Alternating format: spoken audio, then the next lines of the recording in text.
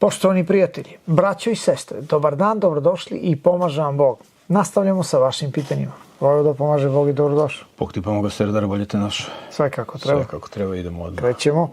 Polećemo. U prošloj emisiji ste rekli, pričali ste o Isusu Navinu, kada mu je Bog dao, rekli ste da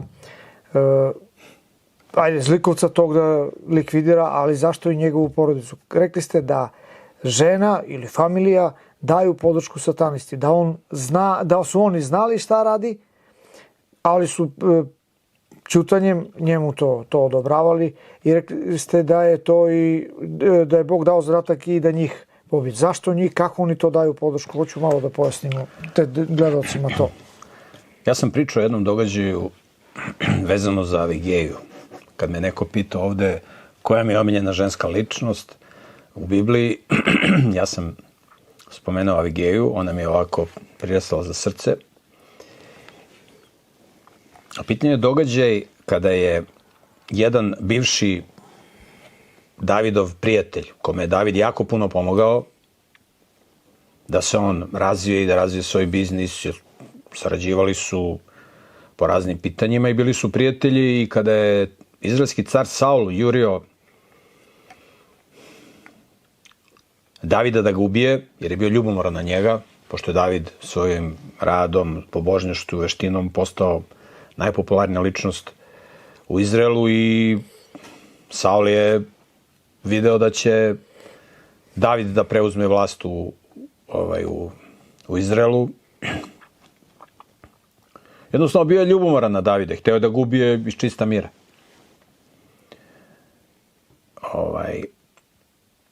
I onda je David sa svojom ekipom se sklanjao po planinama u Izraelu. Bio je u situaciji da ubije Saula, nije hteo da ga ubije. A to ono što se pričali kada na spavanju, kada mu je prišao? Na spavanju rekao je, ja neću da dižem ruku na Božjih pomazanika, kao da Bog nema način da likvidira Saula. Znači, nije to moj posao da ja ubijam Pilata, razumeš, jer on maltretira Judeju. Pilata je Bog postavio tu zato što su Izraelci izabrali okupaciju i kraj priče. Isus se nije bavio Pilatom. U svakom slučaju, David nije hteo da ubije Saula, mogao je, tim činom mu je pokazao da, kaže, zašto me goniš, zašto hoćeš da me ubiješ? I tu se Saul pokolebao i rekao je, u pravu si, ti si pravedniji od mene i tako dalje. Ali dok je David bežao ispred Saula, on se krio tamo, nije imao da jede, i on je poslao dvojicu svojih mamaka u kuću kod tog svog, zaboravio sam ime, kako mu ime, kod svog prijatelja, a nije znao da mu je to bivši prijatelj, i on je došao tamo i rekao, poslao nas je tvoj prijatelj David i zamolio ako može da nam spakuješ malo hrane, da ponesemo Juriju na Saul, hoće da nas pobije. A ovaj kaže, ko je taj mrtav pas David, ja ne znam ko je on, ajde brište odavde da vas ne vidim. I ovi su se okrenuli i otišli da jave Davidu šta je bilo. I kad su došli kod Davida, David je udarilo mu krv u glavu i rekao, sad ću da uradim nešto što nisam nikad uradio. Kaže, ajmo si, pripašite sablje na konje. Ali to kad je taj primitivac, taj prostak, taj satanista, on je nekad bio normalan, poludeo. On kad je to rekao, njegova žena koja se zvala Avigeja je čula taj razgovor.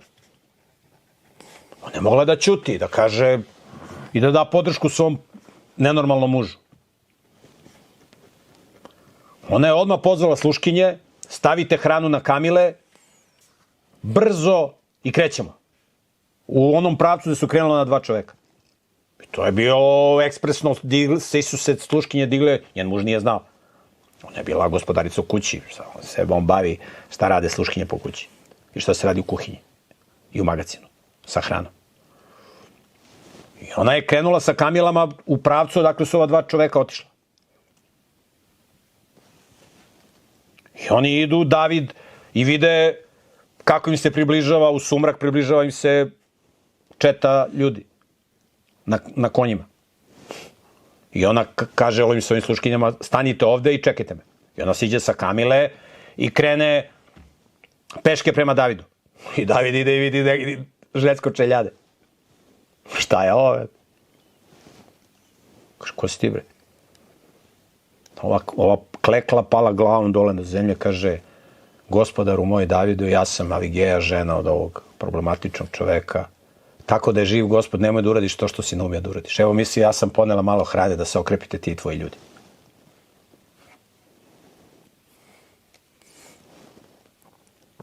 Ona je tako izbavila sebe i svoju decu. A ovaj njen muž, posle 2 nedelje, Boga je zveknuo i završio ovo zemaljski život. Sad ga čeka drugo vaskrsenje, gde će Bogu da polože račun. Znači, ti si žena razbojnika, ti si žena koljača, ubice. Bog ti je dao decu. Ti od te dece praviš sataniste. Bog će ti oduzme decu. Pa li ima veće radosti nego imati svoje dete? Ti tu decu učiš da budu satanisti. Evo, okej, otac je satanista. Žena može da spasi tu decu. Ali žena daje podršku mužu. Ja ne znam šta on radi. Ti ne znaš šta on radi. Pa koga ti zafrkavaš? Pa nema se zafrkavamo, brate. Ti ne znaš šta on radi. Ti ne znaš šta on radi isto ko što Avigeja ne zna šta radi njen polupani muž. Ne znam. Oni se hvale, svi ti razbojnici, oni se hvale i svojim ženama i svojim švalerkama i celoj familiji kako su oni napravili ovu štetu, kako su oni moćni, kako oni mogu ovo, ja ono. Ja sam dobra sa novinarima, mogu da uhapsim bilo koga, razumeš, u Srbiji, da naredim policiji, da ovo, da ono. Oni se hvale sa svojim zločinima i sa svojim razbojničkim ponašanjem. Razumeš? I Bog kaže, evo ti pogledaj ti prvi grad koji su Izraelci zauzeli kad su ulazili u obećanu zemlju. Jerihon. Isus Navin predvodi vojsku i kaže, pošalje dvojicu uhoda da provere stanje u Jerihonu, da vide gde su ovo ono, čisto da ispita situaciju.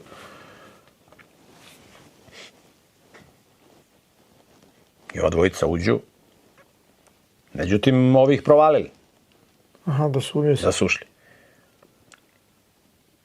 I Rava, na hebrejskom Rahav zona, zona Rahav. Rahav je njeno ime, a zona znači kurva. Zona na hebrejskom znači kurva. Inače, kod nas ime zona je ovako popularno u nekim krugovima. Taman to da kažem, još i film ima. Ima i film. Zona je Zamfirsko. Tako je. Zona na hebrejskom znači kurva. I ta Rava, kurva, ona je videla tu dvojicu Izraelaca i videla da su ih ovi prepoznali. Ona je mogla da ćuti. Ona je rekla, ovi su vas otkrili, loš ćete da prođete. Dođite ovamo kod mene u kuću, da se sakrijete na tavan. I ona ih je sakrila gore na tavan, ovi kad su došli da ih traže, nisu ih našli. I ovi im je spustila uže, kroz prozor su se spustili niz Jerihon i napustili Jerihon. A pre nego što otiše, rekli, uzmi, stavi znak crvena vrpca, čini mi se na svoj prozor, da znamo, kad budemo sutra zauzimali Jerihon, da znamo da si ti, ili ja ću da prenesem Isusu Navinu, da tebe i tvoju familiju niko ne dira, okupi svoju familiju tu i budite na jednom mestu i neće vam pasti dlaka s glave. Ja sam bio u Jerihonu. Pazi, arheološka, ti imaš da su, to se nikad u istoriji nije desilo. Taj Jerihon je zauzet tako što su Izraelci pravili 7 krugova oko Jerihona i trubili u trube. Prvi put su trubili, išli ovako, jedan krug, trubili u trube. To kad je Isus ulazio. To pričate, kad je osvajao taj grad. Da. Pazi kako je zauzet grad. Pa drugi put su opet trubili, 6. krug trubili, a 7. put su trubili najjače i vikali sve glasa. I zidovi grada Jerihona su se srušili, ali u hebrejskom piše da su pali prema napolje. Razumiješ? Nego prema napolje. To se nikad nije desilo. I arheološka istraživanja su pokazala da su zidovi pali prema napolje. Baš kao što piše u Bibliji. Međutim, severni deo grada, severni deo zida je ostao čitav. Samo jedan deo Jerihona je ostao čitav. Severni deo. Da li je to slučajno? Da li je to upravo onaj deo gde je bila Rava i njena porodica? Najverovatnije. Mi se nemamo dokaz da je tu baš bila Rava, ali jedan deo grada nije srušen. To pokazuju arheološki podaci. Znači, Bog ih je poštedeo. Znači, Bog je, to je isto kao i danas. Neće Bog da bije tamo gde ima poštenih ljudi. Pa šta nama fali, mi smo dobri. Ja nikome ništa nisam loše uradio, ja sam dobar. Ti si dobar. Dobar si za vodku, razumiješ? Ti si dobar. Razumiješ? To ti isto kao i danas. Na sve isto, ništa se nije promenilo. Zato je bitno da se čita Sveto pismo, da se vidi kako Bog djeluje u ljudskoj istoriji. Slažem se. Razumeš? A ne ti da budeš deo sistema i da se baviš marifetlucima i muljačinom, šta ćeš da drpiš, da otmeš o. Evo sad čitam knjigu od Petra Martinovića Bajice. Knjiga o Milanu Nediću.